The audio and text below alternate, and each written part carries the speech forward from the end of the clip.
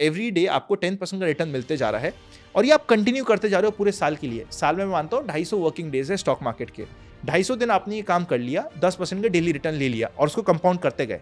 Eight the end of the year आपके पास पता कितना पैसा हो जाएगा? 2230 करोड़। और ये कितने रुपए से हुआ? 50,000 से भी नहीं, 1 रुपए से। उसमें कंफर्म अलॉटमेंट मिल रहा है। उन्होंने स्टार्टिंग में लाख 1 रुपए डाले, उनको दिखा कि लाख के 5 लाख तो 1 महीने में हो गए। ऐसे करते करते उन्होंने 70 लाख रुपए उस ऐप में डाल दिए। जब उस ऐप से वो पैसा निकालने की कोशिश करे तो ऐप वाले ने कहा कि आपको टीडीएस लगेगा 10% का, 7 लाख और दो, तब हम आपका पैसा निकाल के देंगे। फिर जब वो निकालने के लिए बोले 7 लाख दिए वापस दे, तो उनको कहा अभी जीएसटी भी आपको लगेगा 18% का। इवेंचुअली रियलाइज हुआ कि एक फाइनेंशियल फ्रॉड था, एक फर्जी ऐप बनी हुई थी। जो उनको प्रॉफिट दिख रहा था वो सब मैनिपुलेटेड फिगर्स थे, बस एक फिगर सही था, वो था उनका इनफ्लो का पैसा। Learn to accept your mistake. आपकी अगर कोई गलती हो गई है, अगर आपको लग गया है कि आप किसी गड्ढे में गिर चुके हो, उस गड्ढे को और खोदना बंद करिए। और ऐसा नहीं कि गलती सिर्फ आपसे होती है, वर्ल्ड में बड़े बड़े लोगों से गलती होती है। इंडिया के वॉरेन बफेट साहब, राकेश झुंझुनवाला कहते हैं कि भैया मैंने 100 करोड़ का घर खरीदा था, वो घर लिया था मैंने अपने 100 करोड़ के क्रिसिल के शेयर बेच के। जितने समय में मेरा 100 करोड़ का घर 200 करोड़ का हुआ था, क्रिसिल के शेयर 450 करोड़ नहीं, 850 करोड़ नहीं, 2300 करोड़ हो गए थे।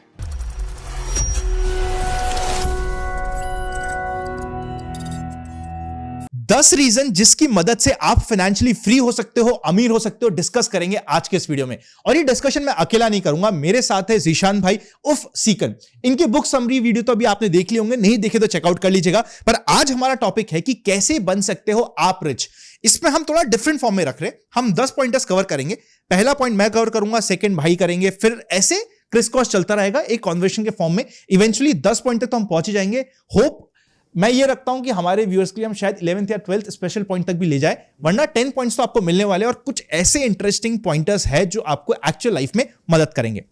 पहले पॉइंट से मैं स्टार्ट करता हूं ताकि क्लोजिंग आप दोगे और बहुत ही पावरफुल क्लोजिंग हमें मिलेगी। तो स्टार्टिंग मैं करता हूं। ठीक है, डन है भाई। तो पैसे कमाने के लिए सबसे इंपॉर्टेंट है भाई कि आपको टाइम देना पड़ेगा अपने इन्वेस्टमेंट को। यहां पे आज के दिन हर कोई बहुत जल्दी अमीर बनने के पीछे है। इन रियलिटी टाइम दे के अमीर बनना इज कंपैरेटिवली इजी। एग्जाम्पल देता हूं। एग्जाम्पल ये है कि 1995 में मेरे बर्थ वाले साल में एक फंड आया था, म्यूचुअल फंड, जिसका नाम था HDFC फ्लेक्सी कैप फंड। वो फंड, मैं नहीं कह रहा कि वो बेस्ट फंड था या वो आज के दिन बेस्ट फंड है, मैं कमेंट ही नहीं करना चाहता। मैं तो सिंपल से चाहता हूं कि 1995 में अगर उस फंड में किसी ने आज तक 2025 यानी कि 30 साल तक 10,000 रुपए की सिर्फ SIP करी होती तो उसका कितना कॉर्पस बन सकता था, जस्ट बिकॉज उसने अपना टाइम दिया है। सोच के देखते हैं उस बात को। बाय द वे, कुछ लोग बोलेंगे SIP भी कंसेप्ट नहीं था, तो SIP कंसेप्ट 1993 में ऑलरेडी इंट्रोड्यूस हो चुका था। ऑल्दो बहुत ज्यादा लोगों को नहीं पता था, बट SIP कंसेप्ट आ चुका था। हाइपोथेटिकली अगर 1995 से उस फंड में किसी ने SIP करी होती तो 10,000 रुपए महीने का है, साल का 1,20,000, 30 साल का रफली 36 लाख का आपका इन्वेस्टमेंट हो गया। ये 36 लाख के इन्वेस्टमेंट की कितनी हो सकती है वैल्यू, आप सोच के देखो। करोड़? कितने करोड़? रफ आइडिया दो। चलो 5 करोड़। 5 करोड़, थोड़ा और बढ़ाओ। 10 करोड़। 10 करोड़, थोड़ा और बढ़ाओ। 20 करोड़। रफली 17-18 करोड़ के आसपास की आपकी वैल्यू हो रही है इस मात्र 36 लाख रुपीस की। कितने ईयर्स के लिए रखे थे? 30 ईयर्स की SIP, मात्र 10,000 रुपए महीना आप इन्वेस्ट कर रहे हो। अमेजिंग। अब जो ये 18 करोड़ है ना, ये किसी भी समय आज से 30 साल बाद भी कम नहीं होंगे अगर आपके पास है तो, स्पेसिफिकली लिक्विड में। मुद्दे की बात यह है कि यहां पे भी आपको 30 साल तो देना पड़ा। हम लोग रातों रात अमीर बनने के चक्कर में फाइनेंशियल मिस्टेक्स करते जा रहे हैं। मैं नहीं कहता कि ट्रेडिंग नहीं करनी चाहिए, मैं नहीं कहता कि आपको FNO में नहीं जाना चाहिए, मैं कहता हूं सब करना चाहिए, but at the same time आपके जितने भी इंपॉर्टेंट गोल्स है उसे प्रॉपर्ली SIP के थ्रू प्लान करेंगे और उसमें टाइम भी देंगे। अगर आपने अपनी SIP को 9 से 10 साल दे दिए, उसके बाद हिस्ट्री बताती है कि आपकी SIP का फंड हिस्टोरिक बेसिस पे कभी नेगेटिव नहीं हो सकता, आप कभी डाउन नहीं जा सकते, आपको FD बीट करते रहोगे। तो पहला इंपॉर्टेंट पॉइंट जो आपको पैसा बना के देगा वो ये कि वक्त को वक्त देना स्टार्ट करो। Play the long term game. Play the long term game difficult है पर प्ले करना पड़ेगा। यस। और मुझे लगता है भाई इसी से रिलेटेड हम सेकंड पॉइंट कर सकते हैं। कई बार लोग इन्वेस्टमेंट बहुत ज़्यादा सोचते हैं। मुझे लगता है इनकम भी बढ़ती जाएगी तो ऑटोमेटिकली हम इन्वेस्टमेंट बढ़ा सकते हैं, और ये जो आई थिंक 17 करोड़ है वो 36 करोड़ भी हो जाए, उससे बहुत ज़्यादा हो जाए। जैसे कि कई सारे मैथ्स आपके भी वीडियोज़ मैंने देखा जहाँ पे आपने मैथ्स करके बताया कि अगर हम हर महीने 10% बढ़ाते जाए या हर महीने 15% बढ़ाते या हर महीना इतना करते जाए तो फिर वो जो उसका कॉर्पस एंड जो मिलेगा वो बहुत ज़्यादा हो जाएगा। लेकिन उसके लिए आई थिंक सबसे इंपॉर्टेंट चीज़ है पैसे कमाना। तो हमें ये एक चीज़ पे फोकस हमेशा करते रहना चाहिए। जैसे कि MJ डमार को बोलते हैं, उनकी बुक मिलियनेयर फास्ट लेन करके एक बुक है, वो बोलते हैं 3 लेन्स होती है, 3 रास्ते होते हैं। मैक्सिमम लोग उसके अंदर से, एक तो साइड लेन वाले लोग होते हैं। साइड लेन में जो लोग होते हैं ना, वो लोग को पैसे ऐसे की पड़ी ही नहीं है। अब आ रहे कब जा रहे कोई फर्क नहीं पड़ता, 30 तारीख को 1 तारीख को सैलरी आई, बस मजे करेंगे और 30 तक कंगाल हो जाएंगे। साइड लेन वाले, इनको कोई फर्क नहीं, इतना लोग पैसे के बारे में सोचते नहीं है। दूसरे होते हैं स्लो लेन वाले। स्लो लेन वाले ये लोग होते हैं जो लोग लॉन्ग टर्म गेम खेलते हैं, अच्छा खेलते हैं, और ये लोग हमेशा अमीर बनते ही बनते हैं। बस शर्त इतना है कि उनको टाइम देना बहुत ज़्यादा पड़ता है, और टाइम देते ये लोग ऐसे कई बार ऐसे भी लोग होते हैं जो बहुत ज़्यादा सेविंग पे बहुत ज़्यादा ही फोकस करते हैं और सेव करते रहते हैं और बहुत फ्रूगली लाइफ जीते हैं। फ्रूगली लाइफ जीना अच्छी बात है, बट एमजे डमार को बोलते हैं कि थर्ड एक और लेन है जिसको बोलते हैं फास्ट लेन। फास्ट लेन में बेसिकली क्या होता है, वो बोलते हैं फास्ट लेन वाले लोग ऐसे लोग हैं, आप और मेरे जैसे लोग, जो लोग हम लोग आप कहीं ना कहीं कुछ ना कुछ क्रिएट कर रहे हैं, एक सिस्टम क्रिएट कर रहे हैं जहाँ से हमारी इनकम बढ़ते रहे। जैसे कि अगर मैं कंटेंट बना के, हम ये पॉडकास्ट बना के डाल रहे हैं, ये हमने एक बार इन्वेस्ट करके डाल दिया, अब इस पे पैसे आएंगे, में भी इससे हमारा ब्रांड बनेगा। हमने एक सिस्टम और प्रोसेस क्रिएट कर दिया, या फिर आप बोल सकते हो बिजनेस क्रिएट कर दिया, या फिर अगर आपने बुक बना के डाल दी जिससे हमारी इनकम बढ़ते रहे, तो वो इनकम जल्दी बढ़ाने पे फोकस होता है फास्ट लेन वालों का। और फिर मुझे लगता है इसको और स्लो लेन अगर मिला दिया जाए तो आप बहुत ज़्यादा मैक्सिमम आउटपुट क्रिएट कर सकते हो। तो इसीलिए सेकंड लेसन मेरे हिसाब से ये कि फास्ट लेन पे आओ, और फास्ट लेन पे आने के लिए क्या ज़रूरी है, इसके लिए ज़रूरी है आपके पास कुछ ना कुछ हुनर होना चाहिए, कुछ ना कुछ स्किल्स होना चाहिए। अगर यहाँ पे कोई एक बच्चा देख रहा है, अगर कोई यंग इंसान, यंग लड़का देख रहा है जिसके पास अभी राइट नाउ 10,000 पैसे डालने के लिए नहीं है, तो सबसे पहले तो आप अपने ऊपर काम करो, अपनी कोई ना कोई एक स्किल पकड़ लो। जैसे मेरे पास, मैंने जब बुक, चलो एक क्वेश्चन पूछता हूँ इसमें। हाँ। As a youth, as a youngster, 3 ऐसे स्किल बताओ जो आज के दिन सबसे इंपॉर्टेंट है टू डेवलप। बहुत इंपॉर्टेंट क्वेश्चन। आई थिंक सबसे पहला, सबसे इंपॉर्टेंट है सेल्स की स्किल। मुझे लगता है ये एक स्किल हमेशा आपकी लाइफ में काम आएगी ही आएगी। जितने भी बड़े बड़े सीईओज हैं, मिलियनर्स हैं, बिलियनर्स हैं, अगर आप लोग उनकी स्टोरीज जाके पढ़ोगे तो आपको मालूम पड़ेगा ये लोग ने कभी ना कभी कुछ ना कुछ सेल ज़रूर किया है। जैसे वॉरेन बफेट भी न्यूज़पेपर बेचते थे, या फिर इलॉन मस्क ने भी सेल्स किया है। जितने भी बिलियनर्स को देखोगे ना, कुछ तो एक स्टैटिस्टिक्स था, मुझे एक्जैक्टली याद नहीं है, कि 60 या 70% बिलियनर्स जो होते हैं ना, उन्होंने कभी ना कभी सेल्स का काम किया ही किया है, मतलब उनको बेचना आता है। और ये भी कहावत है ना, अगर आप अपनी कंपनी के सीईओ बनना चाहते हो ना, तो you should be the best salesman of your company. एक सीईओ को खड़ा कर दो, वो सबसे अच्छा सेल्समैन होना चाहिए, क्योंकि अगर आप ही अपने प्रोडक्ट को नहीं बेच सकते तो दूसरे क्या ही बेचेंगे। तो इसलिए सबसे पहले इंपॉर्टेंट स्किल तो है सेल्स की। सेल्स स्किल से रिलेटेड ही आती है मुझे लगता है सेकंड, कम्युनिकेशन। आज के टाइम पे आप नोटिस करना, एआई आ रहा है, बहुत से रेपिटेटिव टास्क जो है वो एआई लेके चले जाएगा, खा के चले जाएगा। लेकिन अभी भी एक चीज़ हमेशा रहेगी, ह्यूमन कनेक्शन। एआई हमें कोई भी एडवाइस देगा, हाँ हमें अच्छा लगता है, लेकिन अगर वहीं पे एक इंसान हमारे साथ आके अच्छे से बात करके समझा दे तो एक अलग ही इमोशनल कनेक्शन बनता है। वो इमोशनल कनेक्शन मुझे नहीं लगता आने वाले 10-20 साल में भी जाएगा।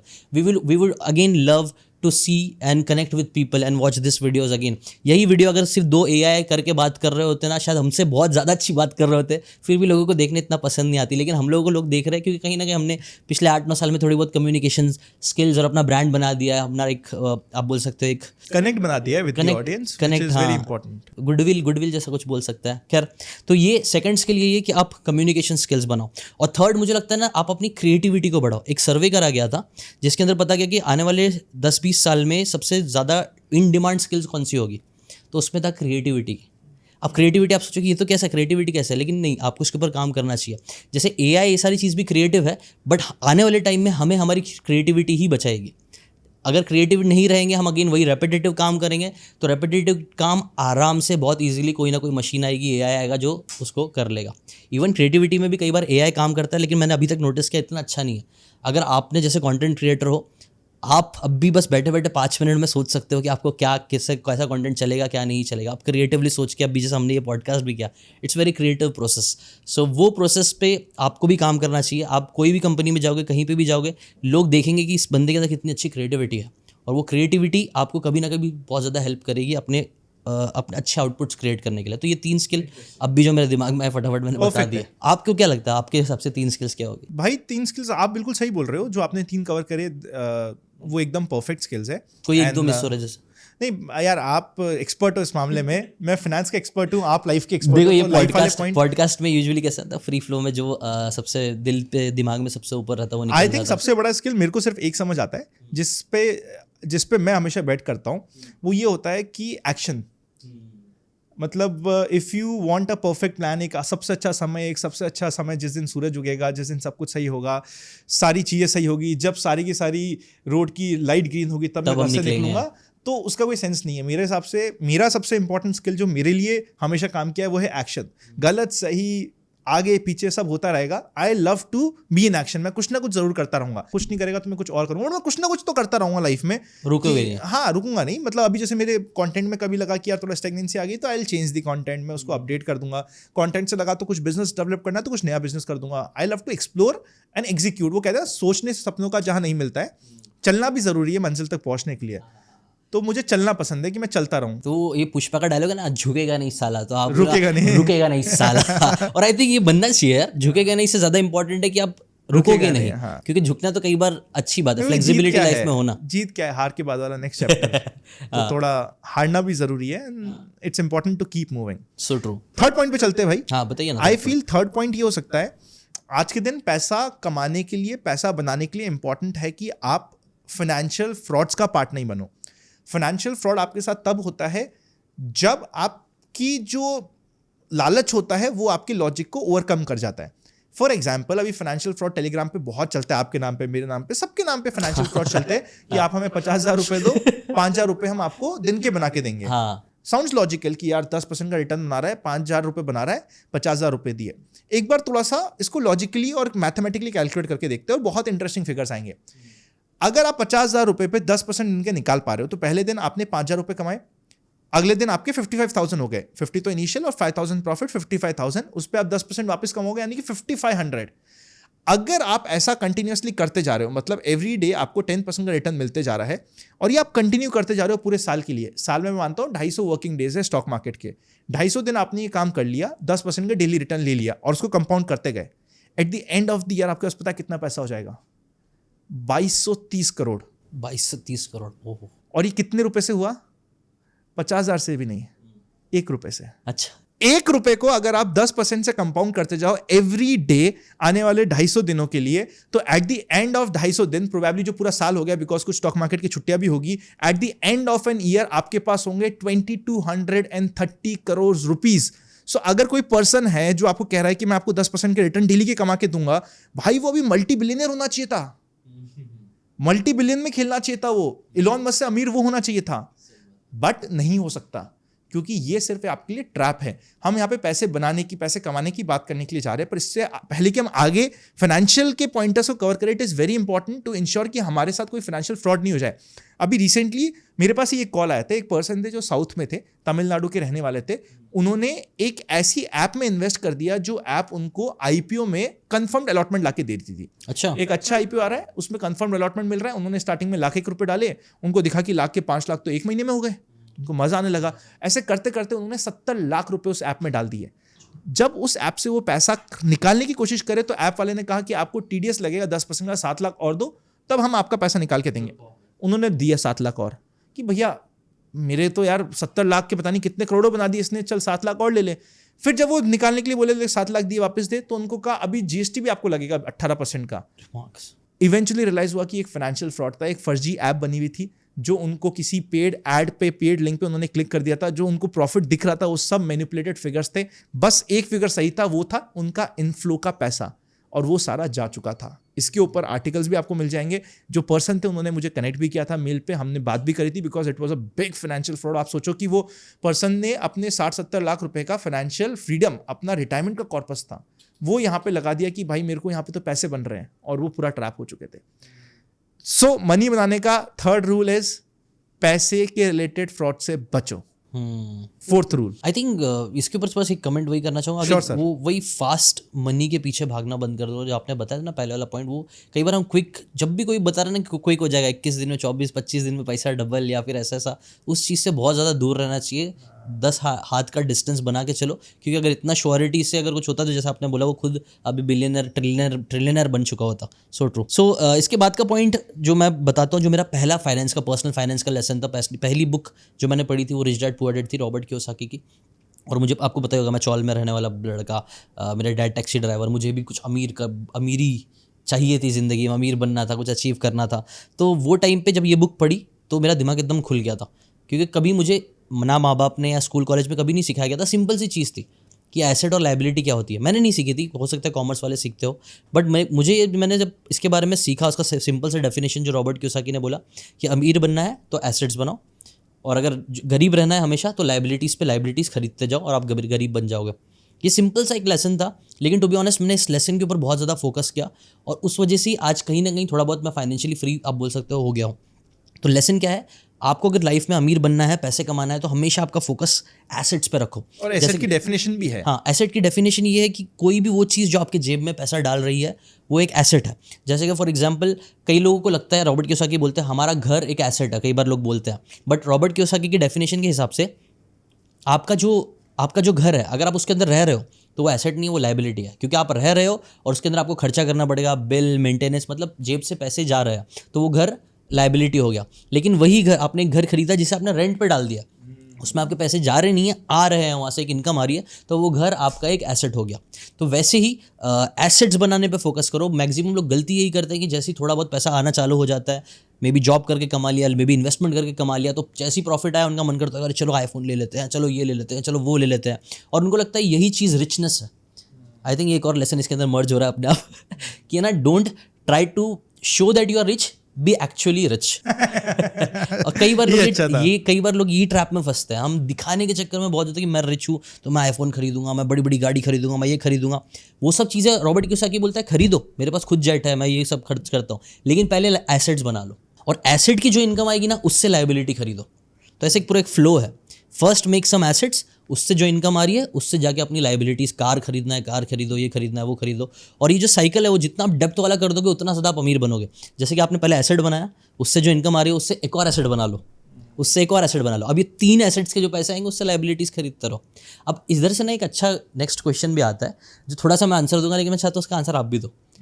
एसेट्स कौन से अच्छे होते हैं, है ना? जैसे कि फॉर एग्जाम्पल मैंने ना जब देखा, पढ़ा, तो एसेट्स के ना यूजुअली जो आ रहे थे वो रियल एस्टेट, स्टॉक मार्केट, ये सारी चीज़ें आ रही थी जो कि सही थी, बट मुझे लगा तब मेरे पास पैसे ही नहीं थे ना, मैं तो स्टूडेंट था, तो मैंने बोला मैं कैसे कौन सा एसेट बनाऊँ। तो वहाँ पे एक और लेसन मुझे समझ में आया कि यार, मेरे को समझ में आया ये यूट्यूब चैनल जो होता है ना, कंटेंट क्रिएशन, ये आपका जो चैनल है वो भी तो एक एसेट ना, अगर आप उस पर मेहनत करते हो तो वहाँ से इनकम आती है।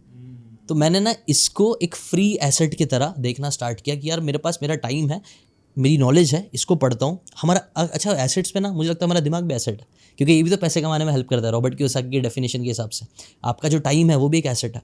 तो इन एसेट्स जो आपके पास है उन एसेट्स पे फोकस करो, एक चैनल बनाओ, मे बी कंटेंट बनाओ, और उधर से फिर इनकम कमाना चालू करो। अब ना देखो, जैसे कंटेंट वाली फील्ड ना थोड़ी सी ज़्यादा भर गई है, अब लगता है यार अभी स्पेस नहीं है, तो कंटेंट के अलावा क्या करें? ये तो मैं तुमसे पूछ रहा था मैंने तो कंटेंट कर लिया, अभी आनंद भाई ने भी कर लिया, मुझे लगता है और न्यू चीज़ें देखना चाहिए।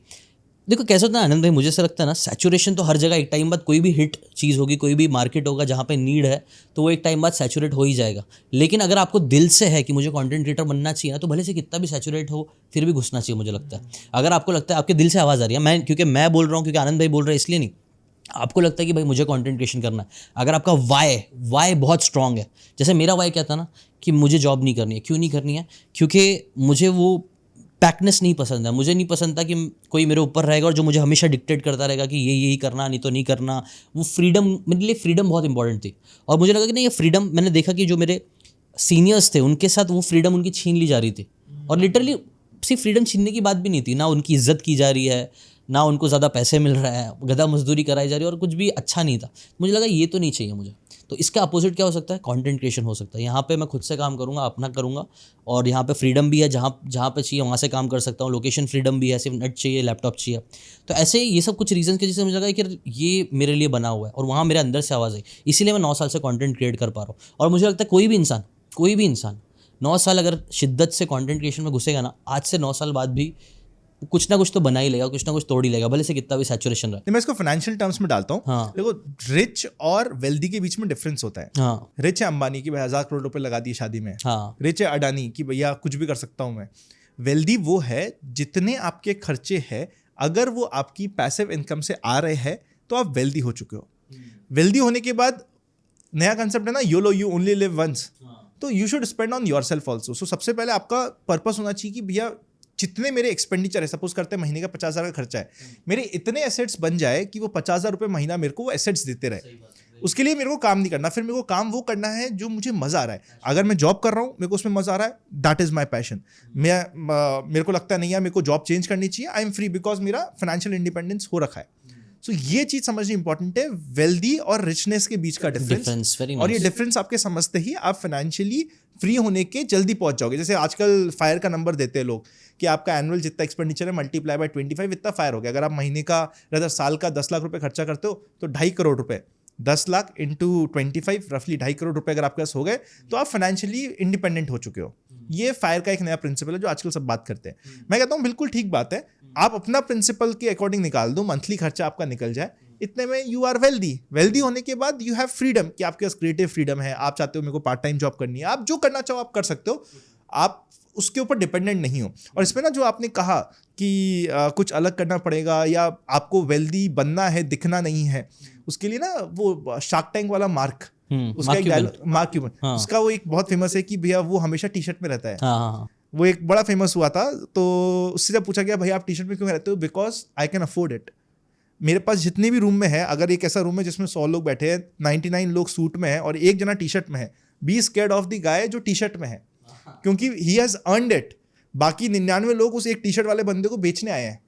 तो आपको सिर्फ रिच दिखने की जरूरत नहीं है, अगर आप हो तो लोगों को पता होगा, नहीं पता तो it is none of your business, you are happy in your world. आपको किसी को दिखाने से खुशी मिलती है तो वो खुशी सस्टेन नहीं कर पाओगे आप। सही बात है। इसके ऊपर एक बहुत अच्छा एग्जांपल किसी ने तो मुझे दिया था, वो कि यार अगर शाहरुख खान है ना फेक नाइकी पहन के, फेक रोलेक्स पहन के भी आएगा ना, तो भी लोग बोलेंगे ये तो रियल ही होगा, क्योंकि उसको वेल्दी वो बन चुका है, हमारे दिमाग में उसकी इमेज वेल्दी की है।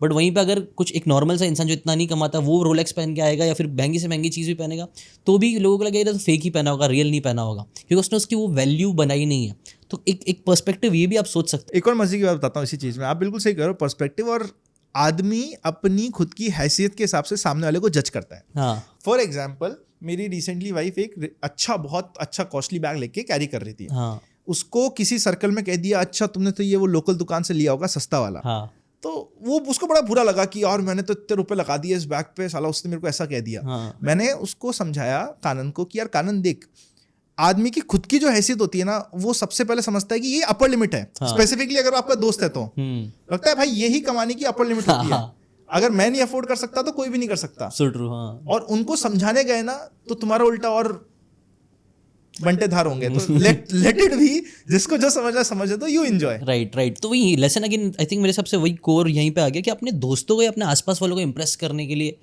कई लोग करते यही करते हैं ना, हम महंगी चीज़ें कई बार अपने आसपास वालों को इंप्रेस करने के लिए बनाते हैं, रादर देन खुद रिच बनने की कोशिश करो। अपने सर्कल बढ़ाओ, अपने आप को ऊंचे लोगों के साथ उठना बैठना करो, लोग फिर आपकी वैल्यू भी करेंगे और आप सच में रिच भी बन जाओगे। इंटरेस्टिंग।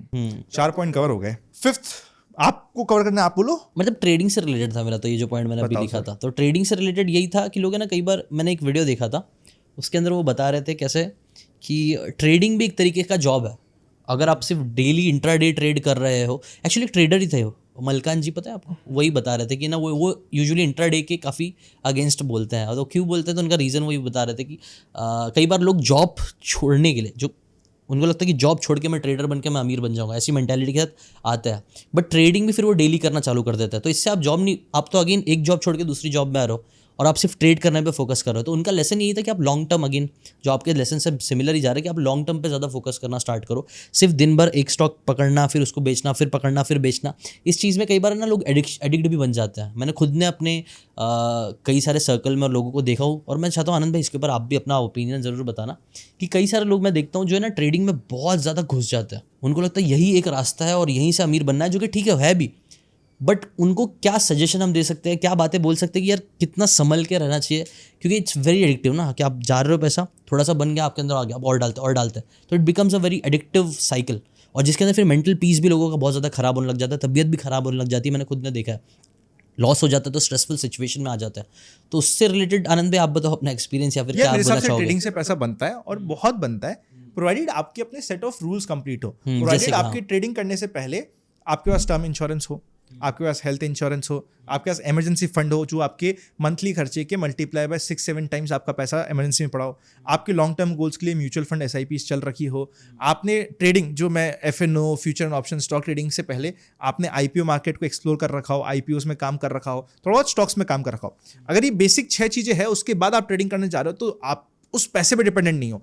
ट्रेडिंग में पैसा बनता है और इतना बनता है कि ये एक गंगा बह रही है पैसों की, जितना चाहे निकाल लो, पर ये निकाल वही पाएगा जिसको उस गंगा की जरूरत नहीं है।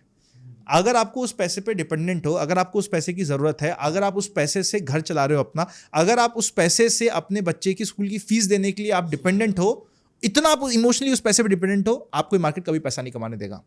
अब आपने अपने सारे गोल्स वोल सब पूरे कर लिए, अब आप उस पैसे पे डिपेंडेंट ही नहीं हो, अब आप काम कर रहे हो, तो आपके पास कोई मेंटल स्ट्रेस नहीं है उस पैसे को लेके। You will and up making money by default, आप हमेशा पैसा कमा के जाओगे। आई थिंक यही क्वेश्चन यही था आनंद भाई, जो कि आपने आई थिंक बहुत अच्छे से ब्यूटीफुली आंसर भी कर दिया कि आप है ना ट्रेडिंग के चक्कर में अपने आपको फाइनेंशियली फ्री, कई लोगों को लगता है कि ये ट्रेडिंग का रास्ता है, इस पर ही सब कुछ डाल देते हैं ना वो लोग। कई सारे आपने शायद ऐसे केसेस देखे होंगे, सब कुछ लगा दिया। किसी का तो मैंने अभी रिसेंटली स्टोरी सुनी थी जिससे कुछ 70 लाख रुपए का लॉस हो गया था उसको ट्रेडिंग की वजह से, उसने अपना सब कुछ लगा दिया और वो सुसाइडल हो गया था। तो वो सब स्टोरीज देख के मुझे ऐसा लगता है कई बार ये कॉशियस करके लोगों को बताना बहुत पहले जरूरी अपने है। फाइनेंशियल फ्रीडम कर दो और उसके बाद ट्रेडिंग पे आओ, is an important rule. 6 point cover करते हैं। ट्रेडिंग अगर आप कर रहे हो, क्योंकि भाई ने ट्रेडिंग की बात की, तो ट्रेडिंग के रिलेटेड एक इंपॉर्टेंट पॉइंट बताता हूँ। Learn to accept your mistake. आपकी अगर कोई गलती हो गई है, अगर आपको लग गया है कि आप किसी गड्ढे में गिर चुके हो, उस गड्ढे को और खोदना बंद करिए। और ऐसा नहीं कि गलती सिर्फ आपसे होती है, वर्ल्ड में बड़े बड़े लोगों से गलती होती है। एग्जाम्पल आपको देता हूँ, सॉफ्ट बैंक का नाम सुना होगा, one of the highest fund managing company में से एक है जो आज के दिन मैनेज कर रही है। 2019 में उन्होंने क्या किया, एनवीडिया के 3.7 बिलियन उनके पास वर्थ ऑफ शेयर्स पड़े थे, उसको बेच दिया। क्यों बेचा? कि यार चल ठीक है, कुछ और लेंगे और कुछ नहीं है अभी, तो ये बहुत बढ़ गया और कितना बढ़ेगा। बेचा 2019 में, और वो पैसा सारा का सारा डाल दिया वी वर्क में और ओयो में। हाँ, और अब आज के दिन वीवर्क ओयो की बैंड बजी हुई पड़ी है। और अगर उन्होंने वही पैसा एनवीडिया में रख दिया होता, 3.7 बिलियन, आज वो हो चुका होता 190-200 बिलियन। इतना बड़ा पैसा कमाने का मौका उन्होंने छोड़ा, उनकी भी गलती हुई। What I'm trying to say कि वो आज के दिन वर्ल्ड का one of the highest funds manage कर रहे हैं, उसके बाद भी वो इतना बड़ा ब्लंडर कर जाते हैं कि वो एक गोल्ड की माइन पे बैठे वैसे एक कोयले की खदान पे आ गए जहां से कोयला निकल भी नहीं रहा। तो आप कोई मिस्टेक कर रहे हो तो it is absolutely okay. World के सबसे रिचेस्ट लोग भी गलतियां करते हैं। इंडिया के वॉरेन बफेट साहब, राकेश झुंझुनवाला कहते हैं कि भैया मैंने 100 करोड़ का घर खरीदा था, वो घर लिया था मैंने अपने 100 करोड़ के क्रिसिल के शेयर बेच के। जितने समय में मेरा 100 करोड़ का घर 200 करोड़ का हुआ था, क्रिसिल के शेयर 450 करोड़ नहीं, 850 करोड़ नहीं, 2300 करोड़ हो गए थे। तो वो बोले मेरी गलती होगी, मैंने क्रिसिल को बेचा। बट गलतियां सबसे होती है, बस आपको माननी पड़ेगी गलती होगी और मूव ऑन करना पड़ेगा। अगर आप पुरानी गलती पे याद करते रहोगे, उस पर पछतावा करते रहोगे कि यार उस समय मेरा कैपिटल ब्लो हो गया था, तो आप आगे नहीं बढ़ पाओगे। मार्केट में पैसा कमाने के लिए आपको इन्वेस्ट करना पड़ेगा। ब्लो अप होने के बाद भी इन्वेस्ट करना पड़ेगा, ब्लो अप होने के बाद भी बने रहना पड़ेगा, डाउन होने के बाद भी मार्केट में इन्वेस्ट करना पड़ेगा। मार्केट में सपोज करते हैं रशिया यूक्रेन का कोई इशू हो गया या फिर इंडिया पाकिस्तान का इशू हो गया, उसमें करेक्शन आया, उसके बाद भी आपको मार्केट में बने रहना पड़ेगा। So the only game to make money, the only way to make money in stock market is to stay in the stock market. ये मेरा एक्चुअली यही लेसन था। नेक्स्ट लेसन जो ये इंडेक्स फंड, इसलिए ना जैसे मैंने कई सारी किताबें पढ़ी, जैसे रॉबर्ट क्योसाकी बोल रहा हूँ, टोनी रॉबिन्स की बुक है, यहाँ पर कहीं दिख रही है क्या, नहीं दिख रही है। उसने ना टोनी रॉबिन्स की एक बुक है unshakeable, I think so book का नाम है। इस बुक को लिखने के लिए उसने ना जितने भी बड़े बड़े ट्रेडर्स हैं, इन्वेस्टर्स हैं, सबसे उसने इंटरव्यूज़ लिया, बहुत सारे लोगों के इंटरव्यूज़ लिया। तो क्या और फिर कंक्लूजन सिर्फ एक छोटा सा सिंपल पॉइंट उसने लोगों के लिए बोला, देखो कुछ होते हैं ट्रेडर्स जो अभी स्मार्ट आप लोगों की तरह जो लोग घुस के करते हैं, उन लोगों के लिए ठीक है ट्रेडिंग सही है, बट उसने बोला मैक्सिमम लोग जैसे कि मैं हो गया, मैं ट्रेडिंग में इतना घुसा हुआ नहीं हूँ, या फिर आम जनता जो ज़्यादा टाइम नहीं दे सकती है, जिनका मे बी प्रोफेशन है, डॉक्टर है कोई तो, या फिर कोई दूसरा इंसान है जिसके पास टाइम ही नहीं बचता है, तो उन लोगों के लिए फाइनल पॉइंट उन्होंने यही बोला था कि आप इंडेक्स फंड में इन्वेस्ट करो। ये पॉइंट 7 हो गया इंटरेस्टिंग। कि अगर आपको कुछ समझ नहीं आ रहा, if you know nothing investor, हाँ एकदम सिंपल पॉइंट, और मैं वही चीज़ को फॉलो करता हूँ कि बस इंडेक्स फंड में डाल दो, मार्केट में पैसा लगाओ। और इंडिया का मार्केट आपको भी पता है, अभी आप मानते हो कि नहीं कि इंडिया का मार्केट अभी आने वाले टाइम में और बहुत बहुत बहुत बहुत अच्छा जाते ही रहेगा। सो अगर आप मार्केट पे, इंडिया के मार्केट पे भरोसा करते हो, जो कि करना ही चाहिए, तो आप इंडेक्स फंड पकड़ लो और उसको उसमें रेगुलरली कंसिस्टेंसी के साथ, जो पिछला पॉइंट था, कंसिस्टेंसी के साथ लॉन्ग टर्म गेम खेलते रहो। जैसा कि भाई ने पहले भी बोला था कि आप कभी भी देखो कि ग्राफ नीचे जाएगा, ऊपर जाएगा, नीचे जाएगा, ऊपर जाएगा, लेकिन एक टाइम बाद ऊपर ही ऊपर जाता ही रहता है। तो ऐसा होके वो ऊपर ही ऊपर जाएगा। तो आपको कभी ऐसा नहीं होगा कि आपका लॉस होगा लॉन्ग टर्म में, अगर 10 साल 15 साल 20 साल का अगर आप टाइम फ्रेम लेके चलोगे तो वही बी कंसिस्टेंट बने रहो, चाहे कुछ भी हो कुछ ना हो, एटलीस्ट कुछ समझ में नहीं आ रहा तो इंडेक्स फंड्स में डालते रहो।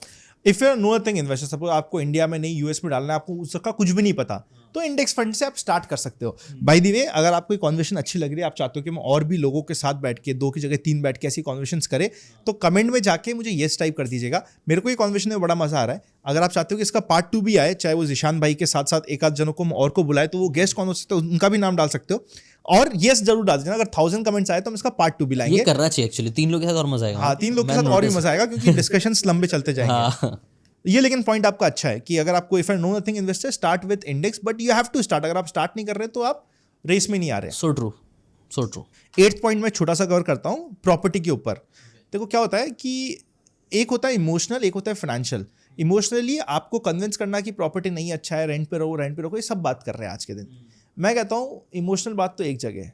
जो कभी आपने सुना है रोटी कपड़ा और SIP, रोटी कपड़ा मकान, तो हमारे क्या है पर्सनल सेटिस्फैक्शन, पर्सनल एक इमोशनल फीलिंग हमारे घर से जितनी होती है ना, इतनी हमारे म्यूचुअल फंड से नहीं हो सकती। एंड आई स्टिल बिलीव कि अगर आपका प्रॉपर्टी में डाइवर्सिफिकेशन के लिए इन्वेस्टमेंट है तो वो होना चाहिए। पर इसके अगेंस्ट में आपको क्या मिलता है सुनने के लिए सोशल मीडिया पे? शाहरुख खान ने मन्नत लिया था। ये सुनने में बड़ी अच्छी लगती है बात, और हम अटैच हो जाते हैं और कन्विंस हो जाते हैं कि भाई साहब हमें तो प्रॉपर्टी करनी नहीं चाहिए। स्टोरी क्या है कि शाहरुख खान ने मन्नत लिया था 2001 में 13-14 करोड़ के आसपास में। आज के दिन उसकी वैल्यू कितनी है? 200-250 करोड़ के आसपास की। यही पैसा अगर शाहरुख खान ने मन्नत लेने की जगह SIP कर दी होती, म्यूचुअल फंड इंडेक्स में डाल दिया होता, बाकी सब छोड़ो सिर्फ निफ्टी में डाल दिया होता, तो उसकी वैल्यू होती 400 करोड़। इतने में 2 मन्नत आ जाते हैं आज के दिन। सुनने में अच्छा लगा, बट आज आप शाहरुख खान को जो लोग आते हैं फोटो खिंचाने, वो क्या उसकी म्यूचुअल फंड के पोर्टफोलियो से फोटो खिंचाएंगे या मन्नत के सामने खिंचाएंगे? जो 20 साल वो वहां पे रुका, उसकी वैल्यू क्या? जो पर्सनल सेटिस्फैक्शन मिला कि मेरे पास one of the best bungalow of the town है, उसका क्या? सो मैं ये नहीं कह रहा कि आपको, अगर आपकी फाइनेंशियल कंडीशन अलाउ नहीं कर रही तो सारा का सारा पैसा आपको EMI पे लगा के घर ले लेना चाहिए, नहीं। पर अगर अलाउ कर रही है, रूल बता देता हूँ आपको, 3 रूल फॉलो करने हैं। अगर आपको होम लोन डिसाइड करना है कि वो आपके लिए है या नहीं, आप समझ सकते हो। पहला, अगर जितने का आप घर ले रहे हो, मल्टीप्लाई इट बाय 40%, इतना अगर आप डाउन पेमेंट कर सकते हो तो ये आपका हो गया पहला टिक। सेकेंड, आपकी जितनी मंथली सैलरी है, इनकम है, उसका मल्टीप्लाई बाय रफली 30-35% तक अगर आपकी EMI में पैसा जा रहा है, इट इज ओके, आप कर सकते हो। थर्डली, ऐसा नहीं होना चाहिए कि उस EMI के बाद आपकी मंथली सैलरी की ओवरऑल EMI 50%, 55% से ऊपर जा रही है। अगर वो ऊपर जा रही है तो आपको अपनी होम की EMI को थोड़ा कंट्रोल करना पड़ेगा।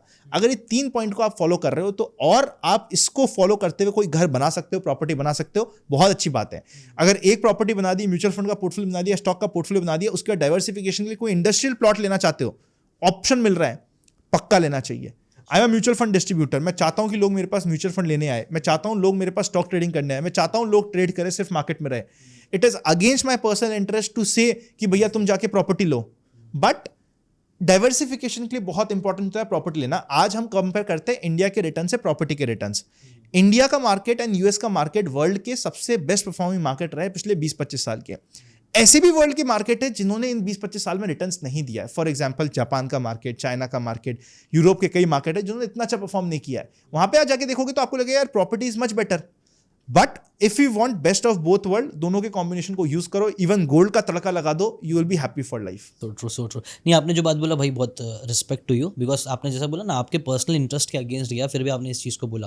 मैंने कई बार लोगों को देखा है वो पर्सनल इंटरेस्ट की वजह से इस चीज़ के एकदम ही अगेंस्ट हो जाते हैं कि नहीं लेना ही नहीं है। मेरे को ऐसा लगता है घर लेने के लिए वो मना करता है जिसके पास खुद के पास नहीं है। भाई उसको खुद को एक्सपीरियंस नहीं तो कैसे होगा? वही, और एट द एंड वो बात बोले ना भाई, आप ठीक है पोर्टफोलियो में 100 करोड़ हो गया, 200 करोड़, लेकिन उस पर रह थोड़ी ना सकते हैं। उस पर अभी घर में ही रहोगे ना, एक तो फीलिंग भी तो जरूरत है। जैसे आपने शाहरुख खान का बहुत अच्छा एग्जांपल दिया कि उसको वो मन्नत में रह के फीलिंग आ रही होगी ना कि आई एम द किंग। एक कॉन्फिडेंस आता है कि और कर सकता हूं, और लोग आएंगे और अट्रैक्ट होता है, उसकी भी तो अलग ही वैल्यू है, इंटेंजिबल। आप उसको काउंट नहीं कर सकते कि सिर्फ मन्नत में रहने की वजह से उसको कितना ज्यादा और एसेट्स बनाने का मौका मिला। इंटेंजिबल वैल्यू भी एक चीज होती है, राइट। तो वो इंटेंजिबल वैल्यू भी बहुत होती है, और वो मुझे लगता है कई बार आपके लिए बहुत जरूरी है, आपके कॉन्फिडेंस के लिए बहुत जरूरी है। अगर आप एक रेंट के घर में रह रहे हो जहाँ पे आपका बार बार रेंट वाला बोल रहा भाई अब इतना देना पड़ेगा, अभी निकल जाओ, मुझे ज़रूरत है। जो लोग रेंट पे रहे वो लोग ये चीज़ समझ पाएंगे कि रेंट पे रहना ना, कोई चाहता नहीं है रेंट पे रहना, कई बार मजबूरी में रहना पड़ता है। और अगर उसको मौका मिले रेंट वालों को ना कि उसका खुद का घर हो जाए, आप भी रहे हो, मैं रहा हूँ, इसीलिए मैं बता रहा हूँ कि भाई वो अच्छा सीन नहीं होता है। क्योंकि कभी भी आपको फ़ोन आ सकता है कि यार नहीं अभी मुझे मेरे घर में हुआ है ऐसा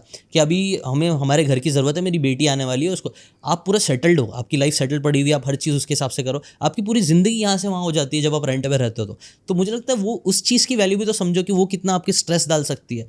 छोड़ो अपने खुद का घर लो, एक फ्रीडम, मैंने बोला ना, मेरे लिए फ्रीडम बहुत इंपॉर्टेंट है। आपके घर में आपकी फ्रीडम रहेगी। आप अगर आपको घर बनाना भी है तो आप रेंट वाले घर में करोगे 10 मगजमारी, ऐसा नहीं करना, वैसा नहीं करना, ये नहीं वो नहीं। आपका घर रहेगा, आपको अपना जैसा चाहिए वैसा बना सकते हो। सो वो सारी चीज़ों की एक अलग ही वैल्यू होती है जो मुझे लगता है पैसों में तोली नहीं जा सकती है।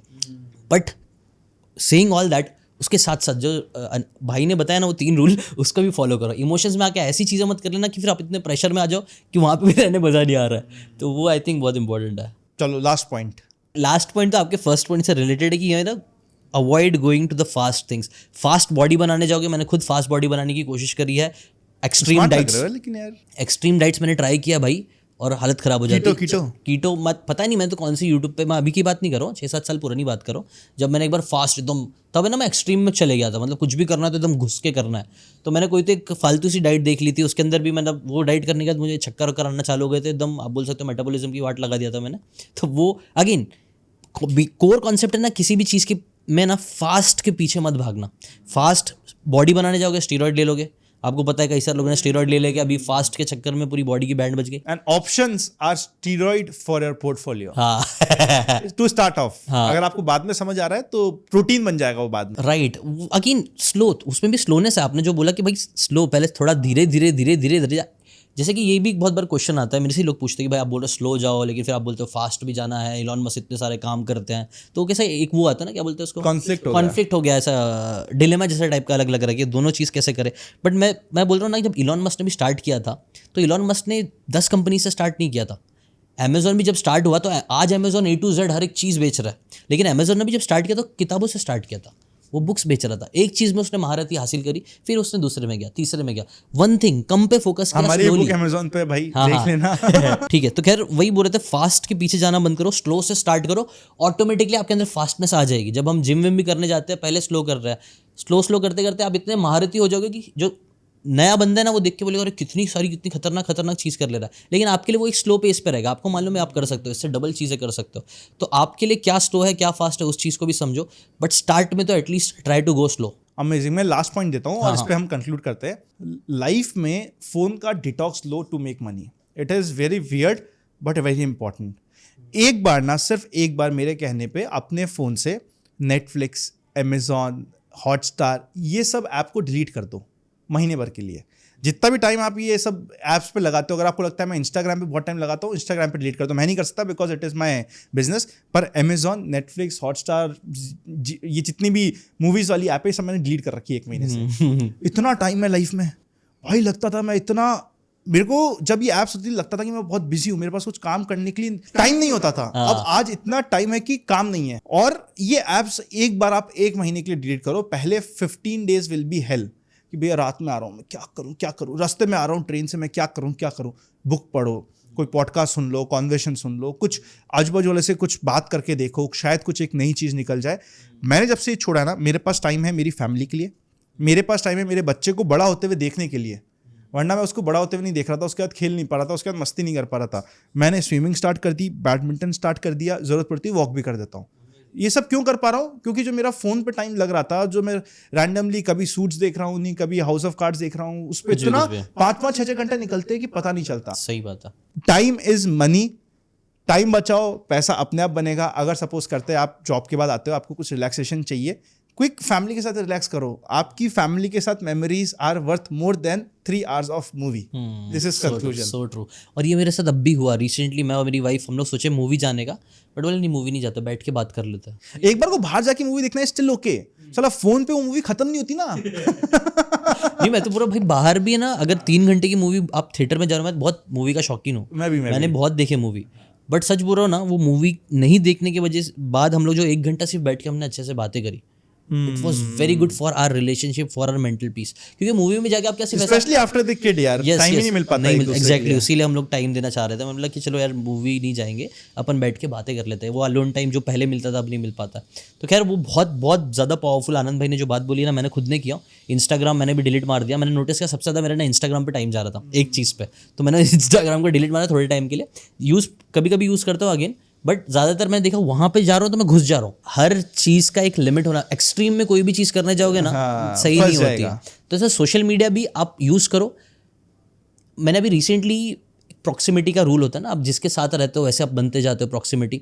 बट आज के टाइम पे कई बार लोग के पास ऐसी प्रॉक्सिमिटी होती नहीं है, हमारे आसपास इतने पॉजिटिव लोग नहीं है, लेकिन मोबाइल के थ्रू आप ऐसे पॉजिटिव लोगों से मिल सकते हो। अगर आप हम लोग को देख रहे हो तो आपकी प्रॉक्सिमिटी अच्छे लोगों से बैठ रही है। हाँ, तो वो प्रॉक्सिमिटी है ना, ऑफलाइन नहीं हो सकती तो कम से कम ऑनलाइन रखो। प्रॉब्लम मेरे साथ क्या हो रही थी ना, मैं गंदी प्रॉक्सिमिटी जा रहा था, मैं गंदी चीज़ें, फालतू चीज़ें देख रहा था जिसमें कोई वैल्यू नहीं था। बोलते हैं ब्रेन रॉट एक कॉन्सेप्ट है, ब्रेन रॉट टाइप के कंटेंट बढ़ते जा रहे थे, मेरा कंटेंट वो खराब हो रहा था, इसलिए मैंने रोका।